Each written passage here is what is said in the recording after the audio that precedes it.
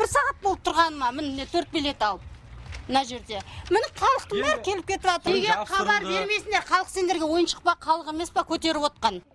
3 жұлдыздың ән кешін тамашалауға Шымкентпен қатар Өзбекстаннан да ат артып келгендер болды. Концерт көріп, бір серпілем деген олар бастауғалап кетуге мәжбүр. Себебі концерт болмайтын болып шықты. Иә, біз Өзбекстаннан келіп жатырмыз ғой, братылар естіп. Мейлі, бұндай жағдайды көп андай қылатырық, бірақ бір ханада 20 адаммен болсын өткізгендерін де көрдік. Өткізде болар еді. Билет қашан алдыңыз? 2 апта бұрын алғанбыз бізді. 3,5 мыңнан алдық, бірінші қатардан алдық. Немересін жетектеп аптап-сықты сабылып, ақжаулықты әжелер де келді. Әр билетін 3500 теңгеге сатып алған олардың ұйымдастырушыларға деген өкпесі қара қазандай. Концерттің бизнес, шоу-бизнес бұл заңы. Қандай хит әншілер тойға келеді, біз сомамен пайдаламыз да концерт қойып жібереміз. Енді алдап тұр халықты да. Одан да ресторанда болам, тойда болам деп айтпайды ма? Халықта 100 адам, 20 адам болса да қою керек қойлар концертті. Халыққа қаз басқа жер батыр ғой. Басқа жақ жан-жақтан қысылып жатыр халық. Демалу үшін келеді. Дұрыс па? Міне қазір біз демалып жатқан жоқпыз. Қанша нервіміз кетті. Жиналғандар ашуға болығып, шу шығарып жатқанда Қайрат Нұртастың продюсермен де тілдестік. Гүлзира ханымның айтуынша, ұлының бұл кешке қатысы жоқ көрінеді. Бұл жерде бізге бір ұйымдастырушы звондаған. Жаңа Қайраттың концерт емес, Еркін Нұржан, бәрі болады, гала концертке Қайраттың қонаққа қоссаңыз деп.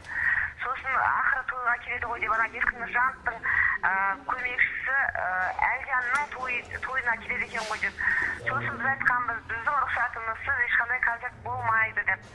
Одан кейін жаңағы рекламаны жібермейсің біздің рұқсатымызсыз деп. Сөйтсек соны тыңдамай реклама жіберіп қойыпты. Сосын біз реклама неге жібересіз деп айқайлағанбыз. Сөйтсек ол бақылды, сол бақылды концерт болмайтын болды. Болатын болғанда Қайрат қатысатын еді. Оған бізден рұқсат алған жоқ олар. Басы дауға қалған Шайнюстар ұйымдастыру орталығындағылары бірден ақталуға кірісті. Олардың мәлімдеуінше билет өтпей қалған.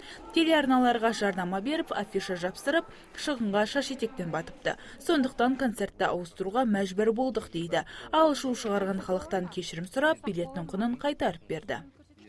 Осы аргесі бір 50-60 билет өтті. Соғысымен 50-60 билет айтыр ғой, не Қайраттың гонорарын 1% жаппайды, мен араға кастомдарға ғой. Ішіне керек бар ғой. Даже теректің жарты ақшасын жаппайды осы сатылған билет. Мен сосын концертке осында 2-3 күн ғана кастын жаптым, мен билет өтпей қалды.